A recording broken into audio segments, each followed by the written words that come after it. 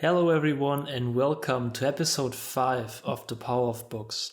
My name is Timo Jübner. I'm the founder of Timo's Notes, and every week I interview popular non-fiction authors about their best-selling books. The goal of the show is to introduce you to new books, provide you with helpful advice and practical tools, and give you a glimpse behind the scenes of the book and beyond its contents. My guest today is Ken Rusk. Ken is a successful entrepreneur with multiple businesses. He's an advocate for blue-collar work, a mentor, coach, and best-selling author of the book Blue Collar Cash. Love your work, secure your future, and find happiness for life.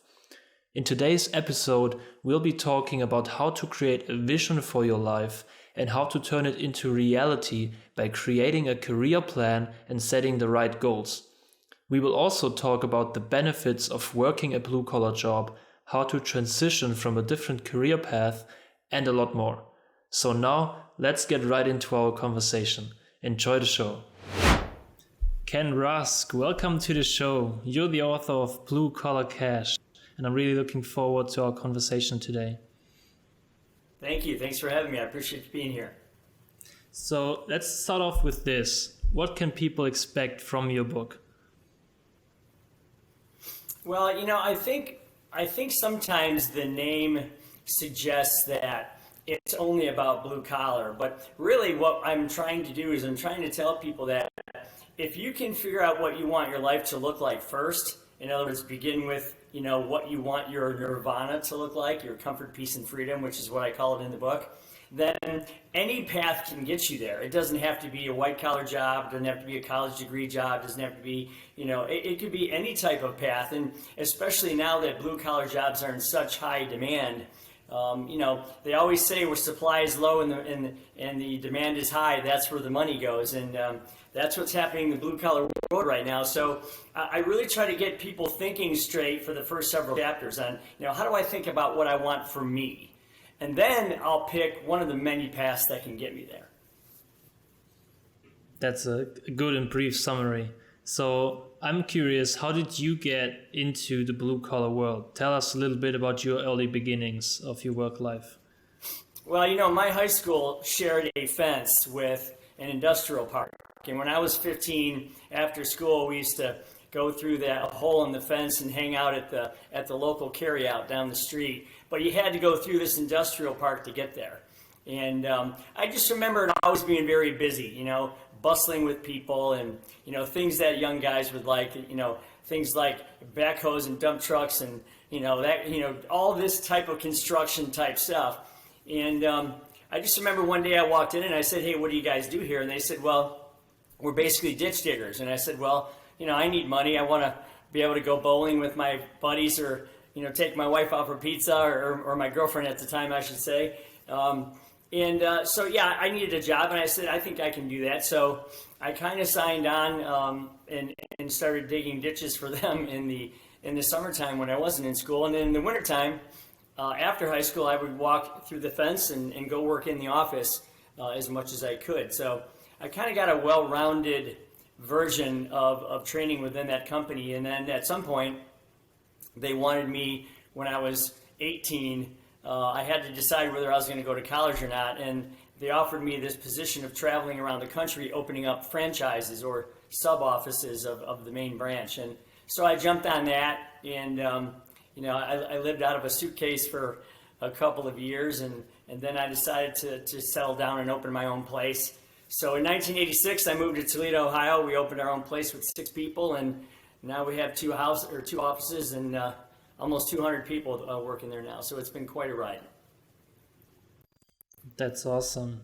That's a really cool story. And I like how you just kind of got into it and then stick with the same career path and just moved yourself up and kind of climbed the proverbial career ladder, but in a different way than most people would think. So that's interesting. And what do you think is the special thing or the great thing that blue-collar jobs have to offer for people compared maybe to white-collar jobs? Well, I tell you, to me, it's all about control, okay? So I can control my input, the level of work. I can control the output, how much I get done. I can control the quality of that. I can control my time. I can control my scheduling. I can control my financial gain. So having all those things under your own purview, I think, is a lot more important and a lot more advantageous than it is to work in some high-rise building somewhere where you're, on the 15th floor in a cubicle and you're a very small piece of a huge corporation. To me, I like to see the beginning and the end. I like to have that stand back moment at the end of a long day when you've done something and you can look at it and appreciate it. And I just think that blue collar careers offer a lot of that, and especially now that so few people are willing to do them. Again, that's where all the money's going. So you can make a great living in a blue collar job if you're willing to get out there and do something with your hands. Yeah, I totally agree. It's actually similar right here in Germany that blue-collar workers are really in demand, and you can barely find people who are qualified or who want to work in those jobs. So I guess it's similar in the US, as you just mentioned, probably.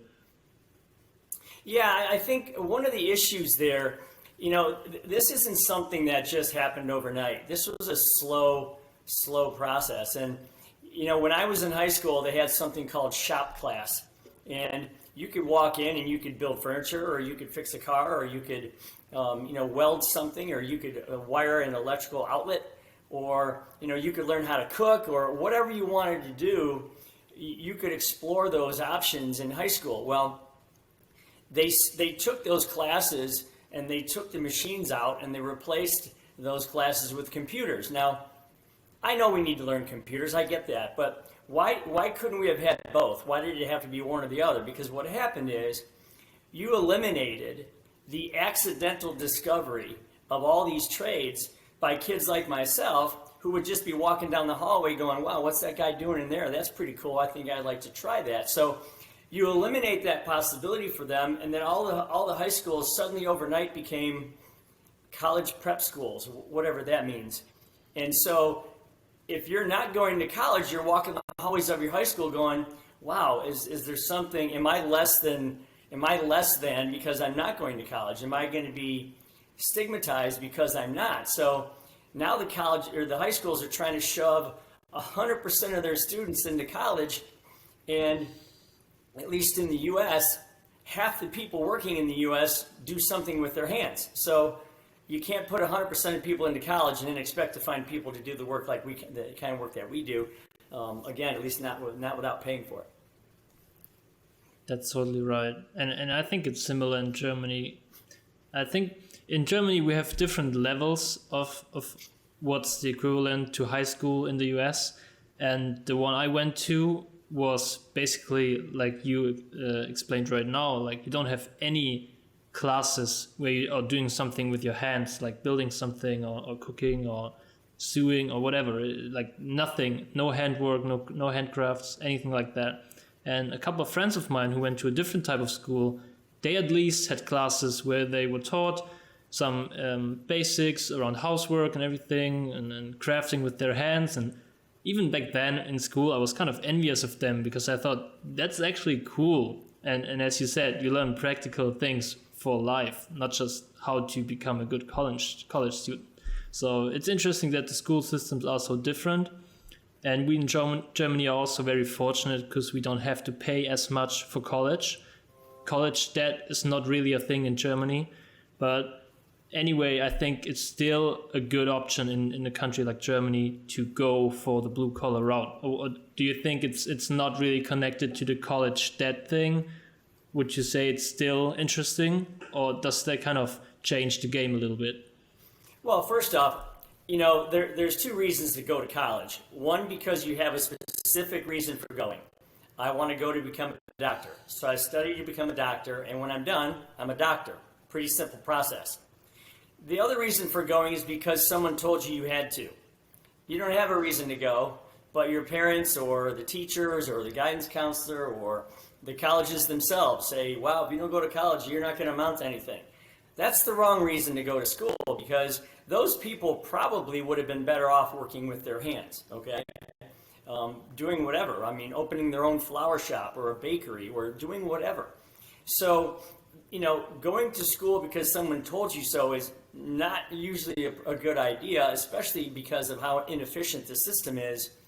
People not knowing why they're going when they get there, changing their degrees when they get there, never using their degree when they graduate, taking a degree that's so unpopular that no one can hire you for it, and then getting involved in all that debt. It's kind of a crazy, inefficient system if you're not going for a specific reason.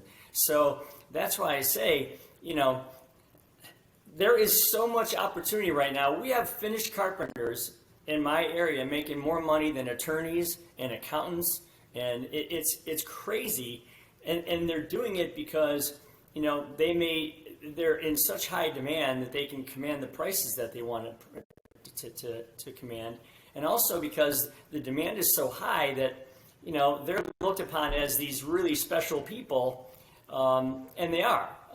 But they chose to take the right path. Now, it's only going to get worse because for every 5 electricians for every 10 electricians in the United States that are retiring right now, average age 52 to 55, there's only 5 coming online to replace them. So you can see really quickly what's going to happen in the coming years as these tradesmen and women retire.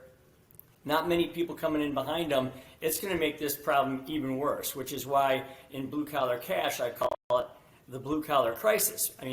It's not just a mild supply and demand thing. This is going to be a real crisis in the coming years. Yeah, and as we discussed before, I think Germany is heading down the same path, kind of. So obviously you have done your part in that, but what do you think, how can the country or the cities or employers better market or let people know, especially high school students, that they should go a different route, that they have huge potential? Somehow this has to be taught people or shown people, because it seems like not many people see the opportunity. So what's your take on that? What's maybe the best way to kind of promote blue-collar workers more? Well, you really have to target the parents and the educators, the teachers, because right now they're under this impression that it's college or else. And they're the ones that are directing the students on what to do. So you really have to get to that level, because the colleges they have all the money in the world, and they're really good at marketing themselves. Colleges are meant to give education, but college's primary job is to sell more college. That's just what they do. So you have to get to the teachers, you have to get to the parents and say, hey, you can't be so one-sided here. You have to look at all the possibilities. And what's really funny is parents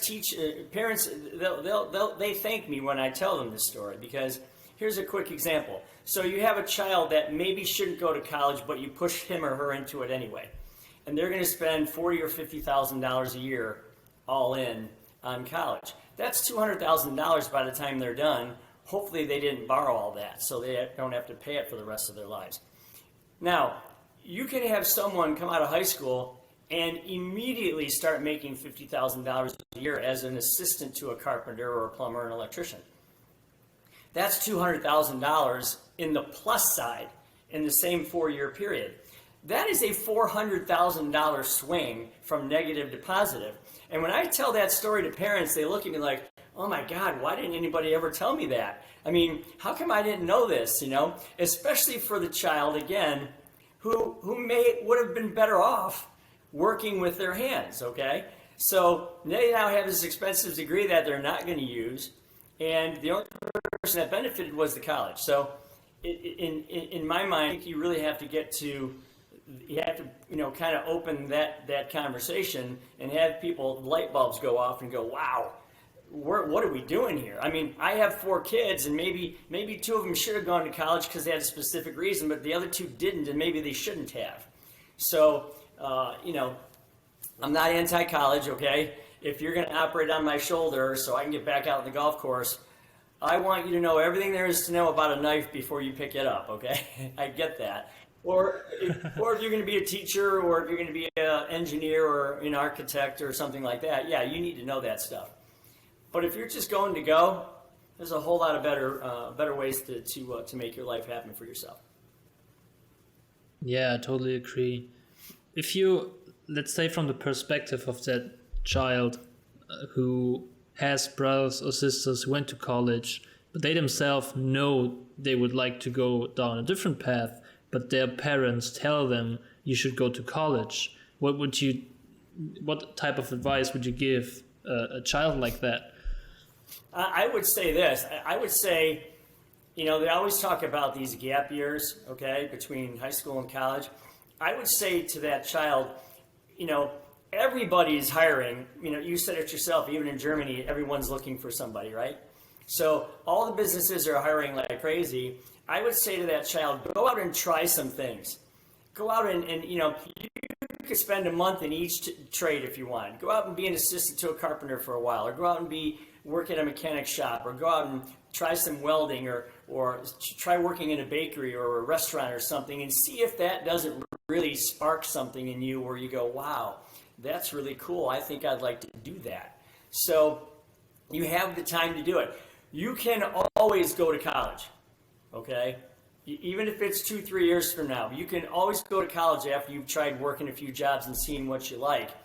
It's much harder the opposite way. When you've already gone to school for a degree that maybe you didn't want, and now you get a job in a field that you're not crazy about, and now you're trying to unwind all that process to go do something else with a bunch of debt. I would rather see you know exactly what you want before you go there than to go there and just hope something good comes out of it. Yeah, I think the point of testing things and trying different things out and see what actually is enjoyable work or which lights you up, as you said, I think that's a great idea. And I totally agree with the feeling of fulfillment kind of when working with your hands, because after I finished high school, I also took a gap year and I worked at a car detailing service for a couple months. But I actually did it because I saved up to go travel, but I still felt that sense of fulfillment when I kind of had the car finished and it looked all clean and beautiful again and everything. So I totally get the feeling of, at the end of today, you can take the step back, as you said, and look at it and say to yourself, that's what I did. And in comparison to that, if I look at some of the office jobs I did, at the end of the day, I didn't really know what I accomplished, and I didn't really have a sense of fulfillment. Actually, instead, I had the feeling of the things I didn't do and what I have to do the next day. So that's totally right. Yeah, sure. I mean, imagine if you were detailing that car and they said you're only allowed to wash the rear fender and that's it. And then you walk away. You don't know what happened at the end. I mean, you don't get the whole A to Z thing, the start to finish thing. I remember as a landscaper, I used to plant these pine trees. I worked for a pretty nice landscaping company, and they worked on really nice houses and all new construction. And I remember being around the construction site, and I remember planting these huge pine trees and moving these huge boulders into place. And at the end of the day, we did something that was so beautiful that you stood back and you leaned on your shovel and you're like, wow, that is really incredible what we did there. And that would stand the test of time. I just don't think you get the same thing in an office environment if you're not part of the whole process. Yes, definitely a rarer sensation that you get, because you might, if you're like a developer or something, or you build websites, you might have that feeling after a couple months once you finish the website. But as you said, you don't have the immediate feedback. That's true. So for someone like me, I went to college. I just graduated actually a couple months ago. If someone like me now decides to switch careers and say, I want to go on the route of like discovering a new path, maybe testing different blue collar jobs, would you say they should go at it a similar path like someone who finished high school, just going out and testing things, or would you take a different approach? Well, I think the first thing I would do is I would make absolutely certain that you mapped out what you wanted your life to look like. And this is what I do with my students that I coach. We actually, believe it or not, we get out a big white poster board and some crayons and we start drawing like what would your ultimate house look like? Okay, what would that look like? Draw that out. What would be your transportation mode? Would it be a motorcycle, a pickup truck, a van, electric car? What would it be? Public transportation, whatever it might be. What would be your hobby? Let's draw out what your hobby is. Mine happens to be golf. I would draw a beautiful golf course. Okay. What would be your pet? Well, let's see. I like golden retrievers, so I would probably draw a golden retriever and then give them a name and that kind of thing. Then what would be your charity moment, like your give back? If you had some money in your hand and you had time to give back to the community, how would you do it? And you look at all of those kinds of things and you just draw your life out and you say, wow, that's pretty cool. I would like my life to look like that. If I could get it that way, that would be really awesome. That would be my comfort, peace, and freedom like I talk about in the book. I think you start with that process and figure that out. And then the reason I say that is because for me, I think ditch digging was probably number 99 on a list of 100 things if you asked me how I was going to do for a living, right? But I had a real clear vision of what did I want my life to look like, and therefore I used the opportunity of doing that job to bolster my life, to get it the way I wanted. And then later in life, I was allowed, in my 30s and 40s, as I started making money, then I started investing in those other things that I really wanted to do when I was younger. So it's never too late. So, yeah, my advice to you would be to get your life the way you see it, draw it out, keep it in front of you. Only 1% of people in the world are willing to do that. Only 1 out of 100 is willing to do that. And by the way, those 1% of the people make 9 times more money than everybody else combined in their lifetime. So draw that out, get it in front of you, and then go out and pick one of the many paths that you might try that can start picking away and getting that life plan that you're building. And then you'll settle into something and find something that you like, and then off you go. Wow, yeah, that's powerful. So, yeah, I need to let that sink in for a moment, because it applies, as you said, it's not necessarily about taking a blue-collar job, as long as you know what you ultimately want and then find a path to work towards it. And you mentioned a couple times already your comfort, peace, and freedom that you talk a lot about. So could you maybe explain that in a little more detail for the audience? Yeah. So when I was first, I never really set out to write a book, to be honest with you. I was writing a letter to my daughter who was suffering from a pretty serious illness at the time, and she got through it, and it was a pretty scary 5 years, but she's fine now. And so I wanted to write a letter to her about what I thought was important in life, what she should be chasing. If she was going to chase after something, what should it be?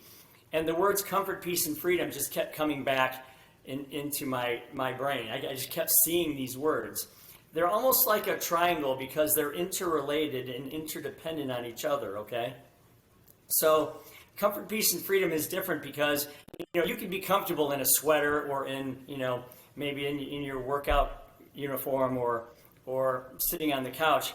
I'm talking about being comfortable with who you are as a person. Like, I'm comfortable with who I am, I'm comfortable with my friends, I'm comfortable with my family, I feel good in the space that I'm in, I'm comfortable with how I view others and how they view me. So I have this real comfortable space that my head is in right now. And when it comes to peace, obviously there's peace is the opposite of war, I get that, but let's talk about that inner peace that you get, okay? From walking your dog in the park, okay? Finding that inner peace, those are free ways, very inexpensive free ways to go find peace. And peace is a state of mind more so than it is, an actual noun thing. Then when it comes to freedom, the best part about that is we tend to live in ways that aren't very spontaneous in life. We tend to plan everything, and we tend to be frustrated, or we tend to fear or fret things that are coming down our way, or things that we have to go work on or whatever. But when you have the freedom to be able to just do something spontaneously, like call up a friend and go to lunch, or go visit your mom, or just like I said, take a walk in the park, or go out and wash your car. I mean, when you have the freedom to be spontaneous, it adds a whole nother dimension to your life. So no matter how you pursue your life, make sure that you do it in a way that makes you feel comfortable, peaceful, and free. Because I know a lot of rich people that are miserable, okay, because their lives are totally out of control. And this isn't about just getting rich. This is about finding a way to hit that sweet spot in your life where if I accomplish this, if I accomplish this drawing, that would be really cool. That would make me feel comfortable, peaceful, and definitely free. That's awesome. I think it's a great principle, or great values rather, to live by and keep in mind, because as you said, it's not all about the money, but it's a good side effect if you earn some money, because obviously, as you said, you can build your dream house, dream life, and give back. So I definitely like that. What would you say to people who have concerns about a blue-collar job? Because one thing that comes to my mind, what I hear relatives or friends or other people say, are things like, well, if I work a job like that, if I work in construction, then in 20, 30 years, I'll have back pain and other health issues and stuff like that.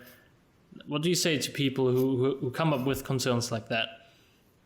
Well, they would be 100% correct if we were talking about the 1700s, the 1800s, or the 1900s, okay? But certainly not in the 2000s.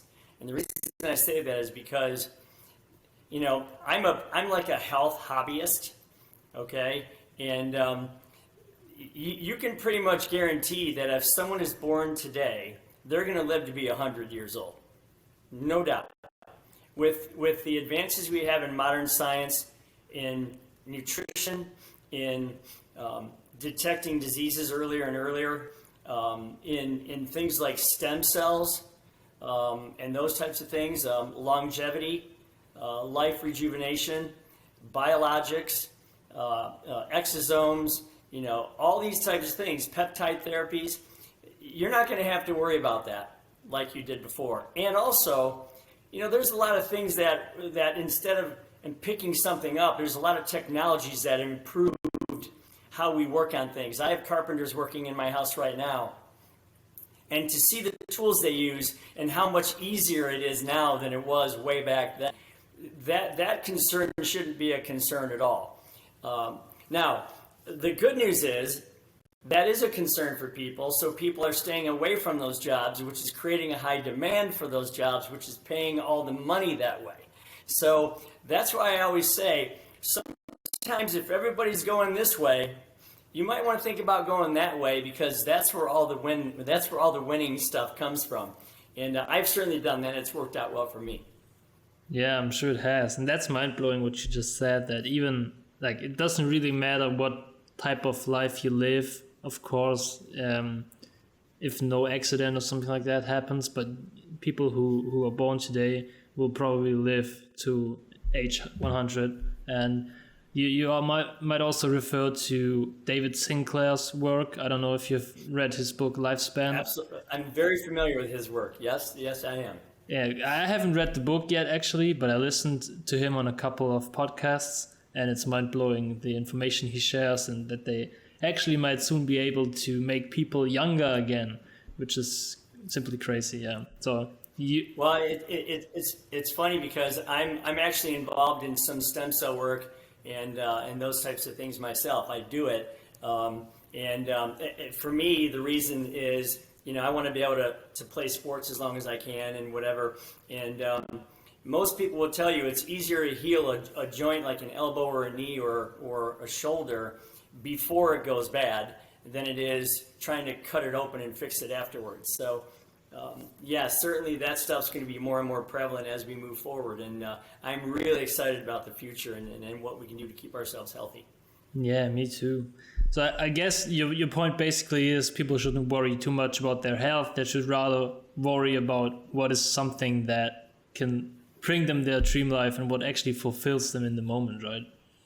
Well, if you look at it this way, I think that step back moment that we talked about earlier, where you get to look back at what you've done, I think there's a joy in that. I think there's a happiness in that. And they say that most blue collar workers are much happier on their jobs than white collar workers. And I think it's in large part to the reasons I talked about earlier about all the control they have over their lives. I think that brings you a sense of comfort and peace and freedom when you know you have control over your future.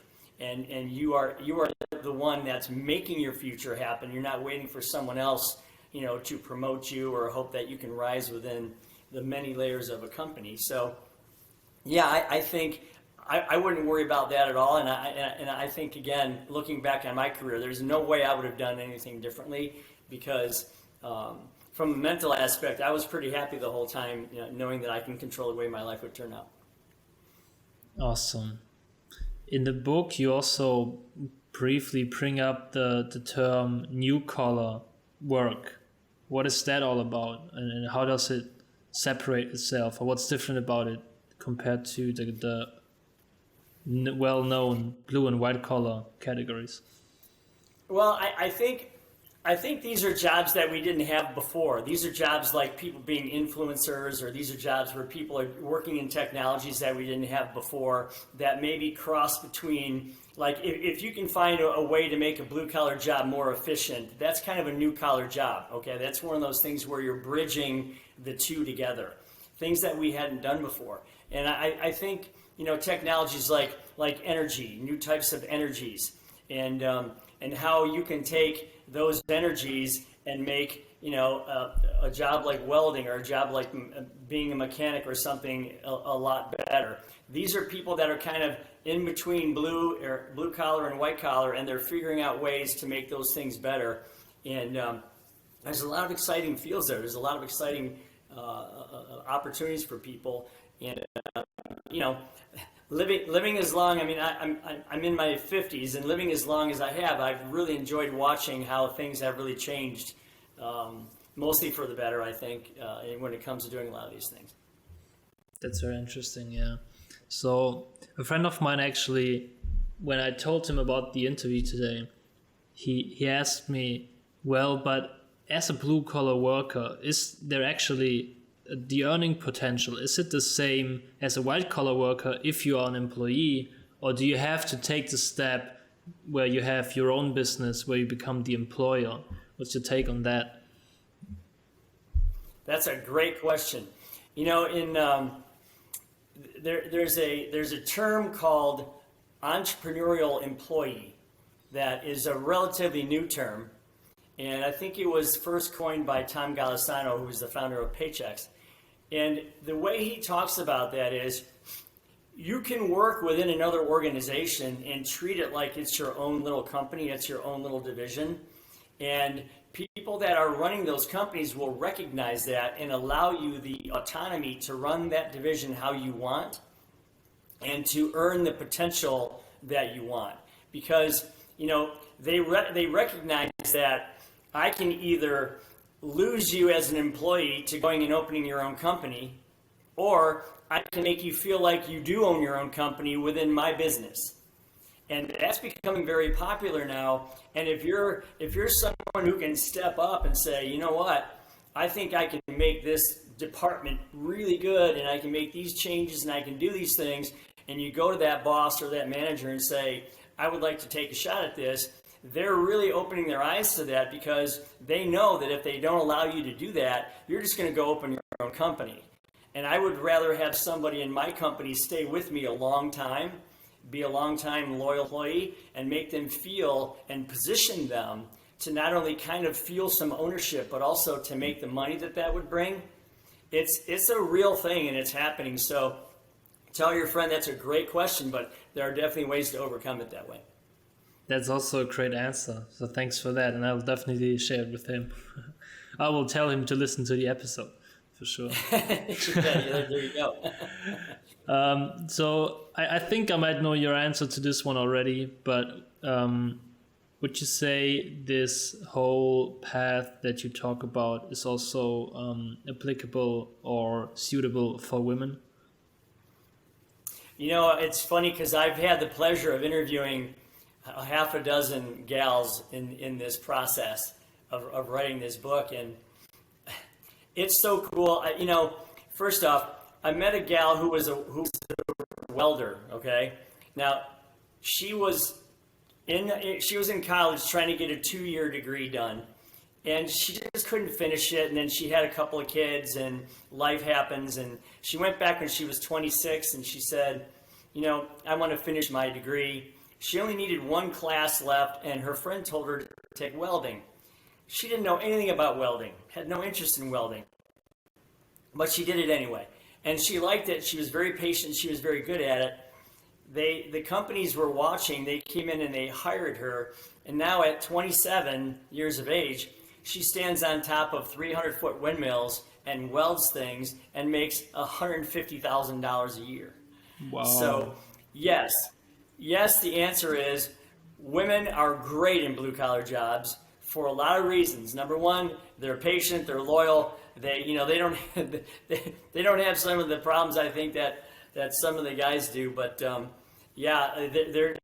there's so much opportunity for women in those types of jobs. And again, why is that? Well, so fewer people are willing to do them, so that's opening up a lot of areas. Women can be great welders, electricians. I met a family the other day where the grandma was a plumber, the daughter was a plumber, and the granddaughter was a plumber.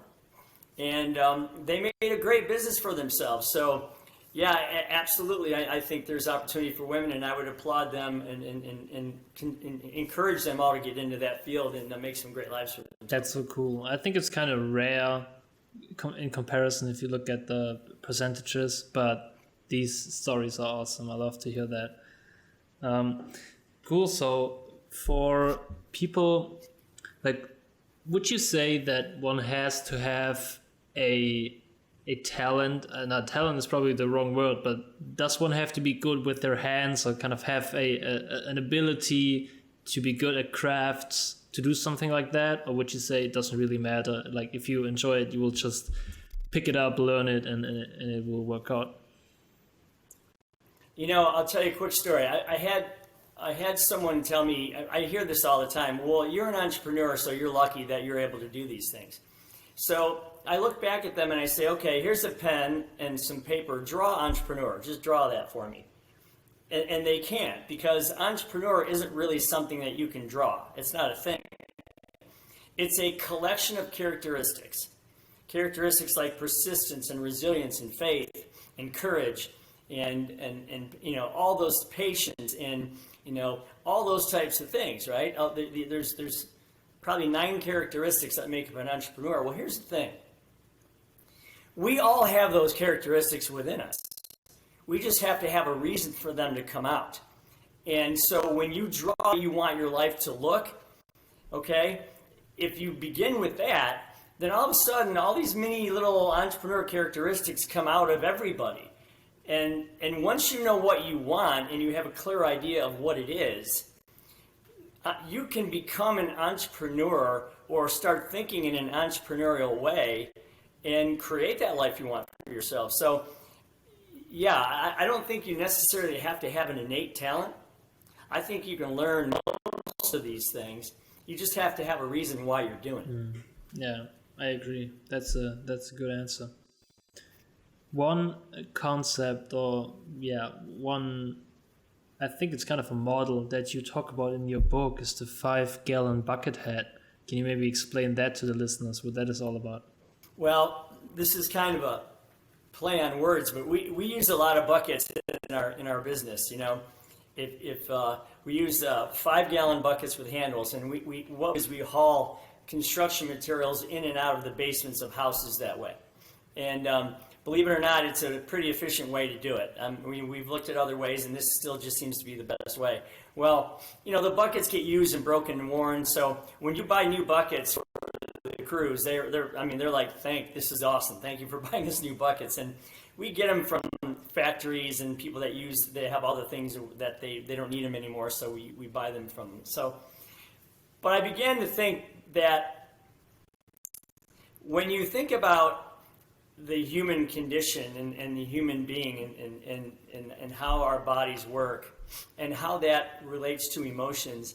Emotions is always like the most obvious thing. So I compared a bucket to someone's head, okay? So the first gallon is your basic DNA, okay? It stays put, it's at the bottom, it never really moves, it's there. And it just kind of makes you who you are. It kind of makes you do the things that you do. Your second gallon is typically things that are involuntary, like breathing and heartbeats and curing yourself of an illness or replicating and growing, those types of things. The third bucket is the movements that you begin to learn. You never really know how to ride a bike until you do it.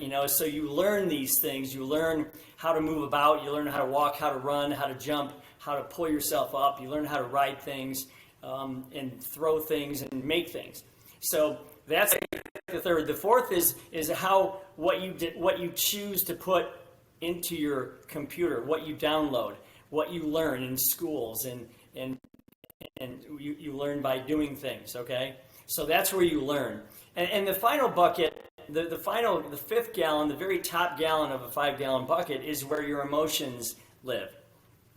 And all those other things below it cause these emotions to come out. And I always say that there's no such thing as a 5.5-gallon bucket. It's 5 gallons. That's all you get. And that fifth gallon, that's it. So if you try to put too many emotions into that top gallon, it's going to spill over, and everyone's going to know about it. Okay? They're going to see that you're frustrated, you're fearful, you're angry, or you might be joyous, you might be celebratory, you might be, just thrilled. So know that your emotions are a choice, and that's what's really important. You can't have spontaneity if you have frustration in your head. You can't have joy if you have anger. You can't have confidence if you have fear. So these emotions are a choice that you put into your head. You can't fit them all in at once. Only so many can work. So because you know it's a choice, you should choose to put the most positive ones in you can on a daily basis, because that's just a much happier way to live. Totally. I think it's such a great takeaway to be intentional about the emotions you allow in your life. So thanks for sharing that. So one more question that I have personally is, you're kind of a car guy, I'd say, and you have a little collection yourself. I'm curious, what's your favorite car? Oh my gosh, they're all favorite for different reasons. I would have to say the AC Cobra is my favorite, because it's just a pretty raw car. It's just engine and body and side exhaust, and it's loud. It doesn't have any windows or a roof. It doesn't have a radio or a heater. It's just a raw, powerful car, and I just got it about a year ago, and I drive that one more than the other ones, and it's just a really fun car to have because it's just so simple. It's back to the basics. That's so cool. So one last question for you. Since this show is called The Power of Books and it's all we talk about on here, I'm curious, which books, or are there any books that have really impacted your life in a positive way? So maybe if you can name one or two. I would say for sure The 7 Habits of Highly Effective People, because there's just a lot of things in there that you can use. That book's been a bestseller forever, and there's a lot of things in it that you can use to figure out how to communicate and how to be an effective person. Okay, I also think there's a lot of those 1-minute manager books that are out there. There's a whole series of those, and they basically show you how not to waste your time, how to do things. It's funny because when you're younger, you think you have your whole life ahead of you, and you do. When you're in your middle ages, you realize that, yeah, I still got some life left. But when you get a little bit older, you're like, man, that went fast. So, time management is a huge thing, not just at work, but in your entire life. And again, spending life with people that are positive instead of spending your time with people that are negative. I mean, you have so many hours to do that. I would encourage you to use those things effectively. So those are books that I think are good reference books. You can go back and look at them all you want. And just learn how to live effectively. Thanks for these recommendations. I gotta look into the 1-minute manager series because I actually haven't read any of these yet. They have a whole bunch of them. I mean, they're very small books, like Who Moved My Cheese and Gung Ho and all those different types of books where they're quick reads, but they give you stuff you can use instantly. And the 1 Minute Manager is a great one as well, and they have a series of them. But check them out. You'll soon have a half a dozen of them on your shelf because they're quick and easy to read, and you'll be able to use the things inside them. That's great. I love books like that. So to our audience today, I highly recommend checking out Ken's book, Blue Collar Cash, if you want to learn more about how to develop your life path and maybe go down the blue collar path if that's what you're passionate about. And Ken, thank you so much for your time today. It was a pleasure talking to you and having you on. I appreciate it. Thanks for having me. Thank you. All right, that's it. Thank you so much for listening to today's episode of The Power of Books. As always, you will find all the relevant links for today's episode in the show notes. If you enjoyed today's episode, please make sure to subscribe so that you will get notified whenever a new episode drops. And you would do us a huge favor if you could give us a 5-star review on your favorite platform. I hope to see you next week, and until then, keep reading, keep learning, and keep growing. Bye bye.